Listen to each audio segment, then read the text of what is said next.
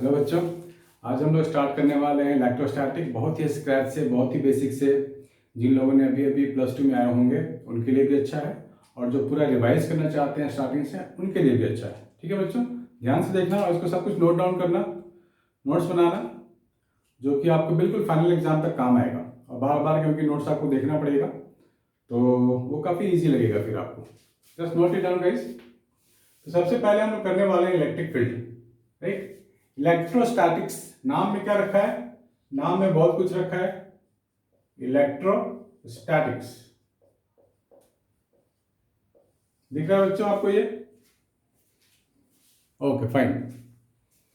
तो इलेक्ट्रो का मतलब हो गया charge particle, electron like, right. Statics means stationary, रुका हुआ। तो बच्चों कोई चार्ज पार्टिकल का स्टेशनरी है, मान लेते हैं ये +Q है, ये स्टेशनरी है, रुका हुआ है। तो होता क्या है कि कोई भी stationary charge particle creates field around itself. ये अपने चारों ओर एक फील्ड बनाता है,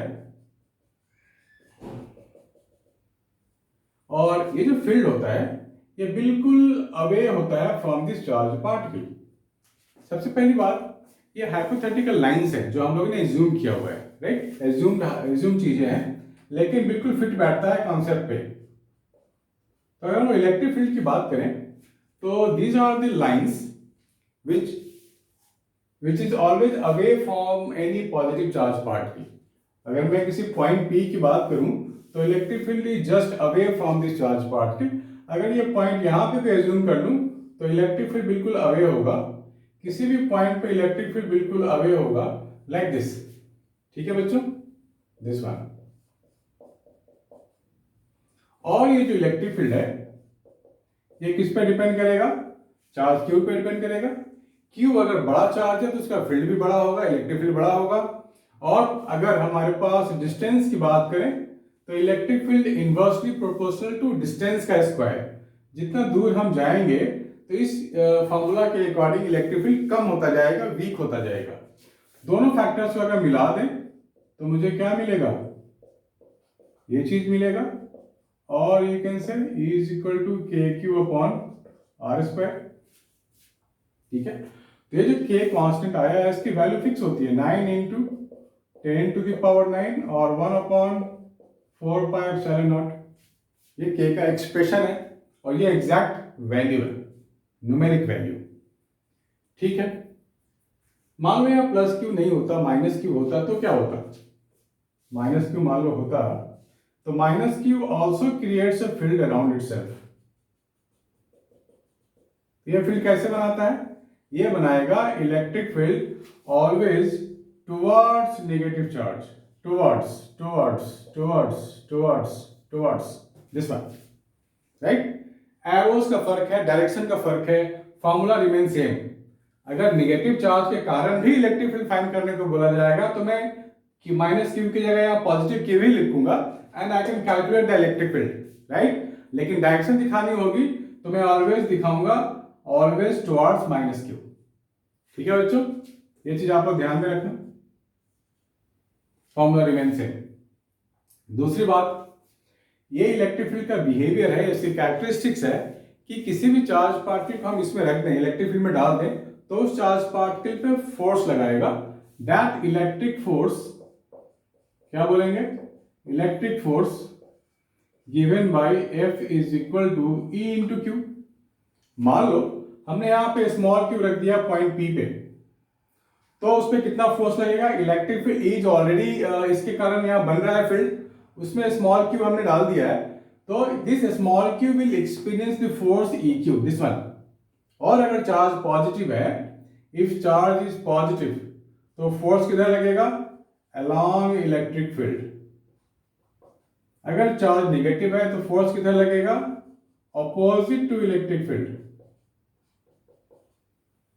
ठीक है बच्चों, ये बिल्कुल आपको ध्यान में रखने वाली बात है। और force between any two charge particles, अब यहाँ पे देखो E का फॉर्मूला हमने ऑलरेडी लिख रखा है, इसको यहाँ डाल सकते हैं ना। तो मैं क्या लिख सकते हैं? E की जगह KQ/R² इंटू स्मॉल q। ये है टोटल फोर्स। तो हमने फोर्स में क्या देखा बच्चों कि फोर्स क्या हो रहा है? Directly proportional to product of two charges. मैं यहाँ पे जनरलाइज कर दे रहा हूँ, Q1 Q2 ले रहा हूँ, स्मॉल क्यू कैपिटल क्यू की जगह Q1 Q2, जनरल बता रहा हूँ मैं, and inversely proportional to square the distance between them. तो बेसिकली ये जो फॉर्मूला है ना, कूलम्ब्स ने दिया था for any point charges, Coulomb's law. तो वापस यहाँ आ जाओ, प्लस चार्ज यहाँ पर होगा तो अलाउंग द इलेक्ट्रिक फील्ड लगेगा फोर्स, तभी हम लोग कहते हैं प्लस प्लस चार्ज रिपेल। ये जो कुछ भी हो रहा है फोर्स का फंडा, ये इलेक्ट्रिक फील्ड के कारण ही तो हो रहा है। अगर इलेक्ट्रिक फील्ड समहाउ यहाँ जीरो हो जाए, इलेक्ट्रिक फील्ड ई अगर जीरो हो जाए तो फोर्स तो जीरो हो जाएगा, राइट। तो बच्चों ध्यान में रखना कि प्लस चार्ज इसको रिपेल कर रहा है, this is all happening because of electric field only.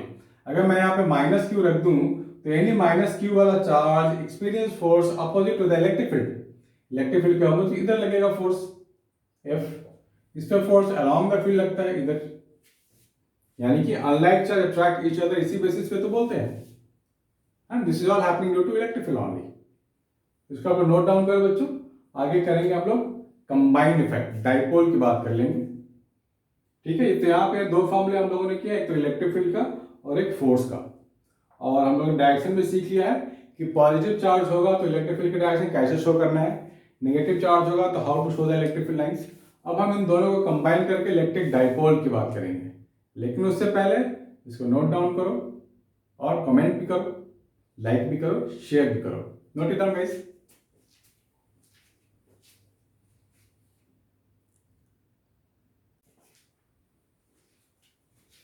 Now let's talk about electric dipole. अब हम लोग प्लस और माइनस को कंबाइन करके देखते हैं कि इलेक्ट्रिक फील्ड क्या मिलता है।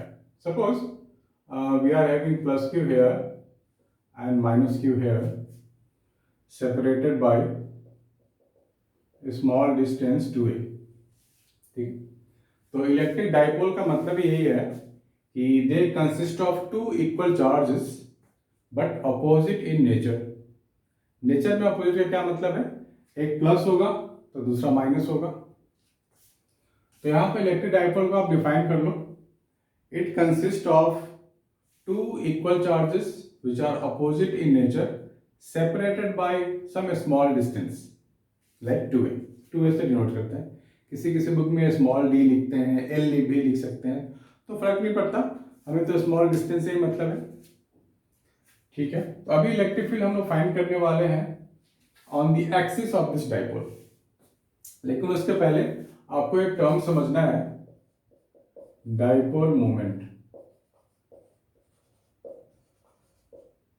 Dipole moment is a vector quantity, its direction is from negative charge to positive charge, और इसको डिनोट कैसे करते हैं, इसको डिनोट P से करते हैं, is equal to Q into 2a, ऐसे, ठीक है। और हमें इतने के बाद हमारे को टोटल इलेक्ट्रिक फील्ड फाइंड करनी है on the axis of this dipole, ठीक है। तो मैंने क्या किया, एक प्लस क्यू लिया और एक माइनस क्यू लिया, separated by some distance 2a हो गया, और जो इलेक्ट्रिक फील्ड फाइंड करनी है वो पॉइंट P पे फाइंड करनी है। This point P has got some distance r, यहाँ मिड पॉइंट से हमने एक डिस्टेंस लिया हुआ है r, मिड पॉइंट का मतलब ये भी a होगा और ये भी a होगा, तो यहाँ आप लिख सकते हो this is small a, this is also small a, due to this positive charge. अब हमारे को आता है how to show the direction, due to this positive charge electric field की डायरेक्शन कैसे होगी, बिल्कुल अवे, इसको नाम दे दो E1, and due to this negative charge electric field is towards, इसको नाम दे दो E2, दिस वन, ठीक है। अब इन दोनों का हमने डायरेक्शन तो दिखा दिया, now let's write the formula and magnitude. तो E1 मैं लिख सकता हूँ KQ upon R plus A का होल स्क्वायर, ये टोटल यहाँ से यहाँ तक R है और ये प्लस A कर देंगे तो यहाँ से डिस्टेंस आ गया, पूरा पूरा डिस्टेंस चाहिए होता है 4 से लेकर उस पॉइंट तक का, equation 1। Similarly I can add equation 2, KQ upon R minus A whole square, equation 2। आर तो पूरा है, माइनस ए कर देंगे तो यहाँ से मिल जाएगा। Now this two vectors are just opposite to each other. तो जब भी दो वेक्टर बिल्कुल अपोजिटली डायरेक्टेड हो, how to find the E net? E net कर सकते हैं हम लोग, देख लेंगे इन दोनों में बड़ा कौन है, बड़ा माइनस छोटा, क्योंकि जब two vectors are oppositely directed 180 degree angle हो तो हम लोग बड़ा वैल्यू माइनस छोटा वैल्यू लिख सकते हैं। तो इसमें से बड़ा कौन है? E2 है, तो we can right E2 minus E1। तो E2 माइनस E1 करेंगे, बड़ा माइनस छोटा वो पॉजिटिव वैल्यू ही आएगा। तो ई नेट, हाँ बच्चों, तो हमें मिल गया KQ into 4AR upon this quantity. हम लोगों ने 2A और 2R को अलग अलग कर लिया है, सो Q इंटू 2A को P लिख सकते हैं हम लोग according to dipole moment definition. So ये हो जाएगा 2KPR upon R square minus a square का होल स्क्वायर। यहाँ पे एक कंडीशन हमें देखना होगा कि if R is very very greater than A, R अगर बहुत बड़ा है A से, तो ये A यहाँ पे नेग्लेक्ट हो जाएगा और ये R4 बन जाएगा और ये ऊपर R है। तो अल्टीमेटली मुझे क्या मिलेगा? मुझे मिल जाएगा E net 2KP by R cube, ये मिल गया मुझे।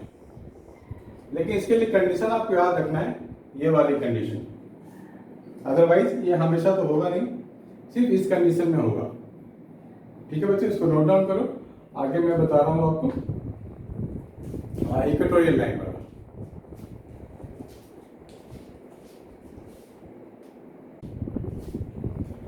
Now here we have to find the electric field at a perpendicular bisector of this dipole, this one, and this is the perpendicular bisector।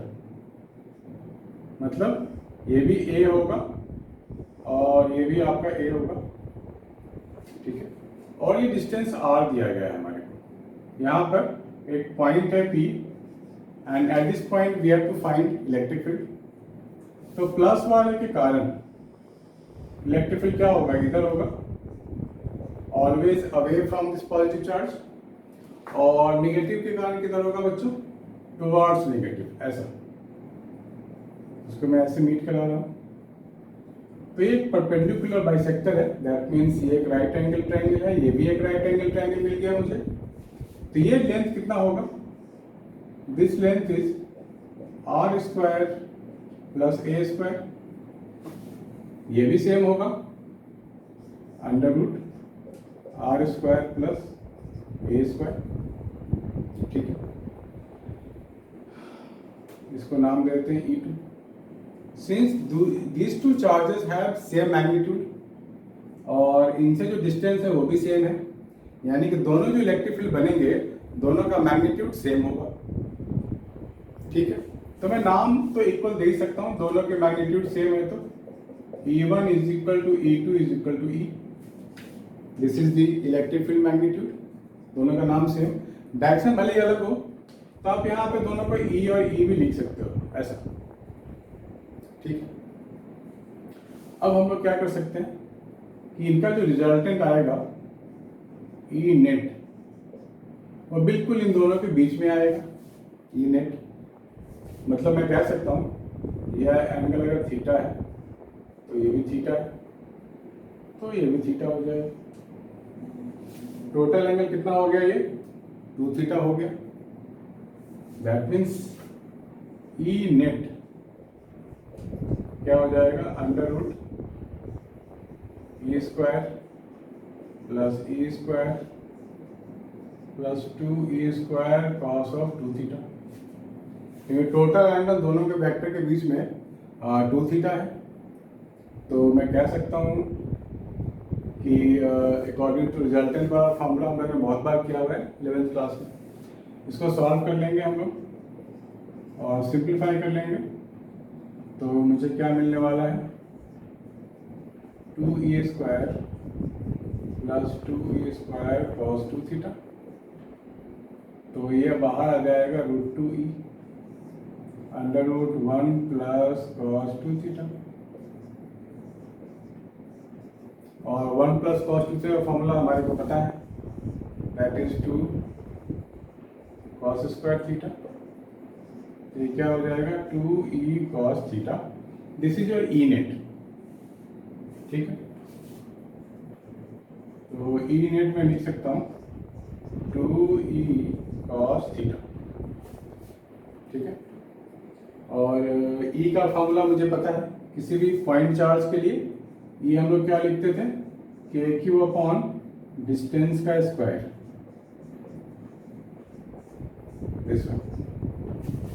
Right. तो ये मुझे क्या मिल गया कि Q upon R square plus A square, this में इसको यहाँ ई की जगह डाल देते हैं कि Q upon R square plus ए स्क्वायर। कॉस थीटा में क्या लिखूंगा, बेस अपॉन हाइपोटेनस लिख सकता हूँ। बेस अपॉन हाइपोटेनस का मतलब आर स्क्वायर प्लस ए स्क्वायर। और इसे हम लोग डायपोल मोमेंट के टर्म में भी लिख सकते हैं, क्यूब इंटू 2a तो हो गया हमारे पास R square plus A square to the power 3/2। So cube into 2a की जगह क्या लिखेंगे हम लोग, p लिख सकते हैं के पी अपॉन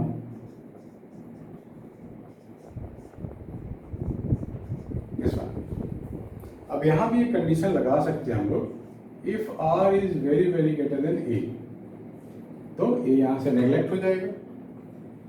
तो मुझे मिल जाएगा E net is equal to के पी अपॉन आर क्यू। ठीक है बच्चों, इसको नोट डाउन कर लो, फिर मैं आगे भी कॉन्सेप्ट बताऊंगा।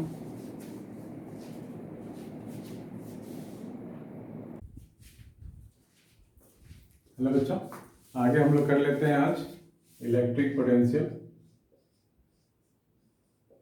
इलेक्ट्रिक पोटेंशियल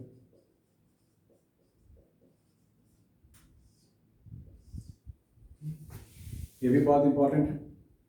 तो बेसिकली इलेक्ट्रिक पोटेंशियल को हम लोग V से डिनोट करते हैं। और ये होता क्या है, ये होता है work done in bringing unit charge from infinity to a point without any acceleration. ठीक है बच्चों, थोड़ा सा आपको डेफिनेशंस पे ध्यान देना, मैं दोबारा बोल रहा हूँ। It is the work done in bringing unit charge from infinity to a point without any acceleration. This is called electric potential. तो बेसिकली इलेक्ट्रिक पोटेंशियल क्या है, work done per unit charge, work done per unit charge. Derivations पे भी हम लोग ध्यान देंगे। Suppose हमारे पास कोई क्यूब है यहाँ पे और एक +1 कूलम है, कहीं इन्फिनिटी से ला के मुझे यहाँ रख देना है एट ए डिस्टेंस r। यहाँ पे इतने के लिए जो वर्क डन होगा इसको बोलते हैं हम लोग EP, इलेक्ट्रिक पोटेंशियल, और इलेक्ट्रोस्टैटिक भी बोलते हैं। तो बच्चों ये एक स्केलर क्वांटिटी है, क्योंकि यहाँ तो वर्क डन की बात हो रही है and work done is always a scalar quantity. तो अगर मैं बात करूं किसी स्मॉल जर्नी AB की, यहाँ एक छोटा सा पाथ ले लिया मैंने dr। तो for this small path we can take small work done. तो स्मॉल वर्क डन में क्या लिखूंगा, dw is equal to f/dr, ये लिखूंगा। मैं इधर मूव कर रहा हूँ डिस्प्लेसमेंट, और ये जो चार्ज पार्टिकल है फोर्स इस पे इधर लगाएगा, और dr किधर है, इधर है।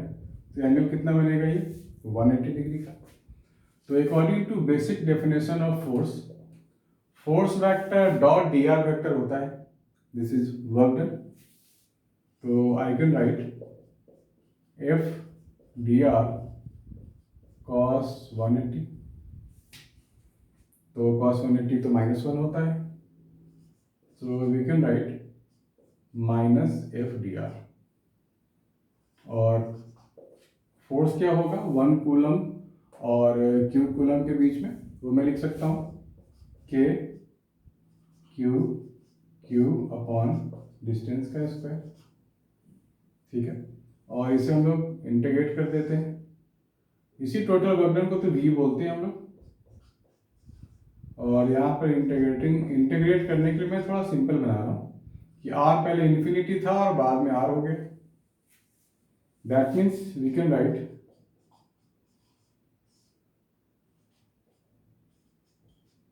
ठीक है।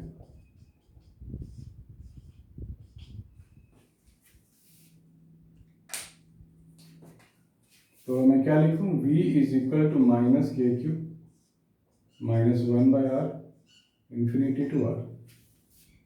ठीक, तो अपर लिमिट माइनस करके लिखेंगे लोअर लिमिट, तो मुझे क्या मिलेगा minus K Q upper limit minus करके फिर लोअर लिमिट, तो समथिंग अपॉन इंफिनिटी वो तो जीरो होता है, तो v मुझे क्या मिल जाएगा के क्यू बाई आर। ठीक है बच्चों, तो ये मुझे मिल गया v इज इक्वल टू के क्यू बाई आर, यानी कि पोटेंशियल की जब बात होगी तो मैं ये फॉर्मूला लगाऊंगा के क्यू बाई आर, आर है इस डिस्टेंस से चार्ज, तो ये इसकी लैंग्वेज भी अलग होगी थोड़ी, कि find the electric potential developed due to this positive charge at some distance R, तो ये फॉर्मूला लगाऊंगा। हो सकता है ये चार्ज नेगेटिव हो माइनस क्यू, तो जब हम स्केलर क्वांटिटी को डील करते हैं तो हम लोग यहाँ पर माइनस को माइनस से छोड़ देंगे। ध्यान देना बच्चों आप लोग यहाँ पे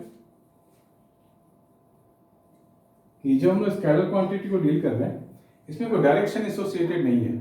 बहुत बच्चों को पता ही नहीं है कि electrostatic potential is a scalar quantity. ठीक है, आपको ध्यान देना पड़ेगा, तो आप नोट डाउन करो बच्चों, और इसका यूनिट भी आप लोग लिख सकते हो जूल अपॉन कूलम, जूल पर कूलम, या फिर इसी को हम लोग वोल्ट भी बोलते हैं। ठीक है, ये नोट डाउन करो।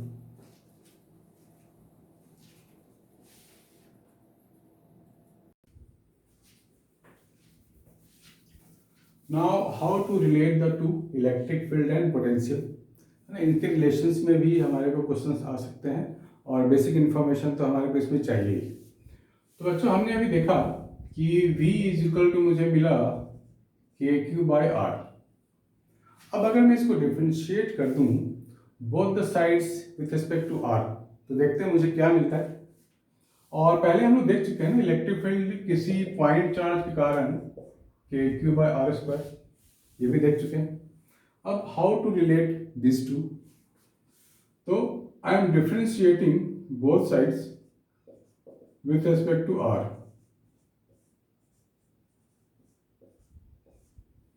दिस वन, तो ये मुझे क्या मिलेगा dv by D R, K Q बाहर हो गया,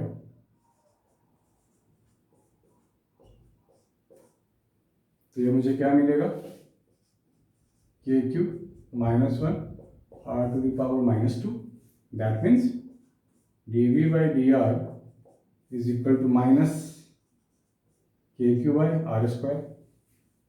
और बच्चों हमारे को अभी अभी हमने देखा के क्यू बाई आर स्क्वायर क्या होता है, इलेक्ट्रिक फील्ड तो होता है, so we can write minus of E, so dv by D R is equal to minus E. ठीक है, और we can say E is equal to minus dv by D R, मतलब electric field मुझे क्या मिलेगा negative of potential gradient, और dv by D R को हम लोग क्या बोलते हैं पोटेंशियल ग्रेडियंट, पोटेंशियल ग्रेडियंट। ठीक है, तो इसको जो नेगेटिव कर देते हैं तो मैं लिख सकता हूं electric field is equal to what negative of potential gradient, this one, है ना, ये काम का इंफॉर्मेशन है। तो अगर कहीं पर मान लो किसी भी जगह पे हो सकता है ऐसा कि इलेक्ट्रिक फील्ड अगर जीरो हो जाए, कोई ऐसा जगह होगा जहां इलेक्ट्रिक फील्ड जीरो हो जाए, तो मैं क्या लिखूंगा dv by D R zero हो गया, यानी कि पोटेंशियल का जो चेंज है with respect to distance is equal to zero, यानी पोटेंशियल चेंज नहीं कर रहा है, कांस्टेंट क्वांटिटी है with respect to some distance. So we can write, so किसका डिफरेंशिएशन जीरो होता है, किस क्वांटिटी का डिफरेंशिएशन जीरो होता है? ऑफ कोर्स जो कांस्टेंट क्वांटिटी होगा, that means potential is constant. बहुत बार हमने देखा है कि इलेक्ट्रिक फील्ड जीरो है तो पोटेंशियल के बच्चे जीरो लिख लेते हैं, राइट? अब वो ऐसा एक्चुअली होता नहीं है बेसिकली. अभी हमने देखा कि dv by D R zero है, यहाँ पे v जीरो नहीं है बल्कि dv by D R zero है. मीन्स पोटेंशियल का change with respect to the distance is coming out to be zero. So we can say potential is equal to constant. It is a constant quantity, right? मतलब इसकी value very नहीं करेगी, कुछ ना कुछ value होगी but constant होगी. ठीक है, तो ये किस केस में कांस्टेंट आया? when electric field is zero. इस चीज को हमारे को बिल्कुल ध्यान में रखना है, बिल्कुल बेसिक नॉलेज है. तो ये चीज हमने देखा है कहाँ पर? किसी ऐसे ही जगह पे जहाँ पर कैविटी हो, मेटल कैविटी हो. अगर हम मेटल कैविटी की बात करें जहाँ पे इलेक्ट्रिक फील्ड जीरो होता है लेकिन पोटेंशियल जीरो नहीं होगा, वहाँ कुछ ना कुछ वैल्यू होगी जो कांस्टेंट होगी. मतलब अंदर में जो 2 वोल्ट है, मान लो उसकी पोटेंशियल, तो हर एक जगह 2 वोल्ट होगी irrespective of that position of the point. कहीं पे भी हो सकता है. तो हमें इस चीज़ को समझना था. और हमें एक चीज़ का ध्यान ये भी रखना है, यहाँ नेगेटिव हम लोगों ने लगाया है. मीन्स अगर हम इलेक्ट्रिक फील्ड लाइन, सपोज इधर ऐसा कोई डायरेक्शन है इलेक्ट्रिक फील्ड लाइन की, तो along the electric field line potential keep on decreasing, है ना? तो और पोटेंशियल इधर बढ़ता जाएगा. इलेक्ट्रिक फील्ड इधर जा रहा है, बढ़ रहा है, इंक्रीजिंग है. मैं साइन दे देता हूँ, तो पोटेंशियल इधर इंक्रीजिंग होगा लेफ्ट की तरफ. ठीक है, मतलब along the electric field line potential keep on decreasing. ये भी आपको ध्यान में रखना है. तो इसको आप लोग नोट डाउन कर लो, फिर आगे मैं बताता हूँ.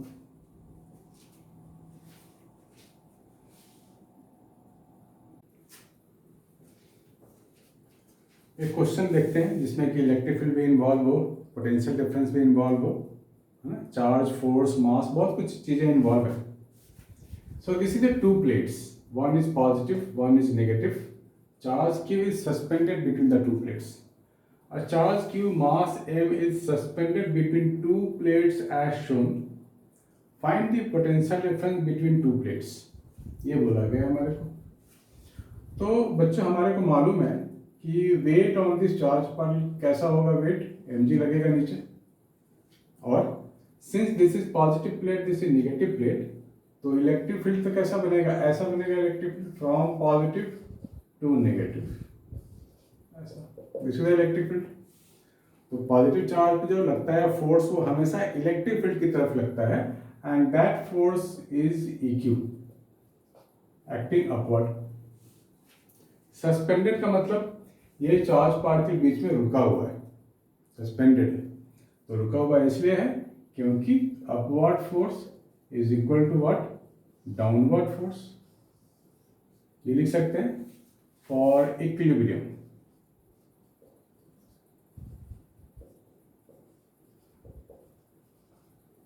For equilibrium suspended. अब हमारे को पता है कि इलेक्ट्रिक फील्ड कैसे लिखते हैं हम लोग? पोटेंशियल अपॉन डिस्टेंस, जो हम लोग कर चुके हैं. हम लोगों ने अभी डिराइव किया था, E is equal to minus of dv by D R. और we can say mod of E अगर मैं लूंगा तो क्या होगा? dv बाई डी आर होगा. ठीक है, तो E को क्या लिखेंगे? v by D. Q is equal to mg, ऐसे लिख सकते हैं. तो हमारे को तो पोटेंशियल डिफरेंस निकालना है v, वो हो जाएगा d mg अपॉन q. ठीक है, this is the way to express. दूसरा क्वेश्चन है इसमें, इसी प्लेट वाला ही क्वेश्चन है, क्वेश्चन नंबर 2. हमारे पास 2 पैरेलल प्लेट्स हैं ऐसा, और टोटल डिस्टेंस है d, और ये मिड पॉइंट से एक पार्टिकल फेंका गया है विथ हॉरिजॉन्टल वेलोसिटी. और ये जो पार्टिकल है वो पॉजिटिव q है. ये पॉजिटिव चार्जेस हैं, ये negative charge of the plate है, इसको मिड पॉइंट से छोड़ा गया है, that means this is d/2, this is d/2। तो ये ऐसे कुछ जाएगा और ऐसे बाहर निकलेगा, सीधी सी बात है, क्योंकि ये पॉजिटिव चार्ज है, ये नेगेटिव प्लेट की तरफ अट्रैक्ट होता जाएगा और फिर यहाँ कहीं से निकल गया है। तो यहाँ बोला गया है प्लेट की जो लेंथ है वो L है। यहाँ बोला गया है कितने टाइम में ये यहाँ से बाहर निकल पाएगा, time taken by the charge particle. ठीक है, तो इसको हम लोग कह सकते हैं it is A 2 dimension motion, क्योंकि आगे भी जा रहा है और ऊपर भी जा रहा है। तो हम लोग यहाँ पर एक एक्सिस जैसा बना सकते हैं, x and y. It has got the motion along x axis as well as along y axis. ये ऊपर गया क्यों आखिर? नीचे भी जा सकता था, स्ट्रेट भी जा सकता था, ऊपर इसलिए गया है क्योंकि नीचे हमारे पास पॉजिटिव प्लेट है, ऊपर नेगेटिव प्लेट है, तो electric field is like this, जैसे यहाँ पे हो रहा था। तो इस क्यू पे, पॉजिटिव क्यू पे इलेक्ट्रिक फोर्स लग रहा है, that force can be written as E into Q, that is equal to mass into acceleration. That means acceleration मुझे मिल गया EQ by m. This acceleration is upward directed, इसीलिए ये upward deviate हो गया। ठीक है, this is the acceleration, upward acceleration। horizontal में तो कोई फोर्स ही नहीं है, so zero acceleration in horizontal direction। ठीक है, तो मैं एक फॉर्मूला लगा रहा हूँ, S is equal to ut plus half at square horizontal के लिए। हॉरिजॉन्टल में एक्सेलरेशन तो जीरो होगा, तो प्लेट की लेंथ कितनी L है और हॉरिजॉन्टल वेलोसिटी दिया by u into time t। तो एक इक्वेशन तो यहाँ से आ जाएगा, अगर मुझे L और v पता है तो टाइम यहाँ से आ सकता है। ठीक, और दूसरा इक्वेशन क्या लगा सकते हैं वर्टिकल मोशन के लिए। इसी फॉर्मूले को अगर मैं वर्टिकल के लिए अप्लाई करूं तो एच की जगह मैं लिखूंगा d/2, क्योंकि ये जो प्लेट है ये दिस डिस्टेंस इज d/2, हमने जब यहाँ से छोड़ा तो ये यहाँ से निकला है, दैट मीन्स तो just edge of the plate से निकला है, तो वर्टिकल डिस्प्लेसमेंट तो हो जाएगा इसका d/2। और इनिशियल वर्टिकल वेलोसिटी क्या है, जीरो है, प्लस हाफ ए को मैं लिख सकता हूं EQ by m into T square. तो यहां से भी मैं निकाल सकता हूं। तो ये दोनों इक्वेशन मुझे लिखनी आनी चाहिए, कोई सा भी चीज़ कहीं से भी पूछा जा सकता है। इसमें इलेक्ट्रिक फील्ड भी पूछा जा सकता है कि find the electric field between the two plates, तो फिर मैं इन दोनों को सॉल्व करूंगा। टी की जगह मैं लिख लूंगा यहाँ पर L/V, क्या लिखूंगा d/2 is equal to half EQ by m, T square का मतलब हो गया L square upon V square, 2 गया, ये इक्वेशन आ गया। तो कहने का मतलब यह है कि हमारे को अप्लाई करने आनी चाहिए electric field, potential, motion, equation of motion, ये वाला भी कहीं भी आ सकता है, काइनेमेटिक्स के equations. So we must be able to apply all the concepts in electric field। ठीक है, कोई चीज़ हमें भूलना नहीं है। ऐसा नहीं कि हम इलेक्ट्रोस्टैटिक स्टडी कर रहे हैं तो काइनेमेटिक्स की चीज़ें नहीं मिलेंगी, ऐसा बिल्कुल भी नहीं है। काइनेमेटिक्स की चीज़ें भी कहीं भी मिल सकती है। इलेक्ट्रिक फील्ड पोटेंशियल को कैसे रिलेट करना है ये भी हमारे को आनी चाहिए। ठीक है बच्चों, इसको नोट डाउन कर लो प्लीज़।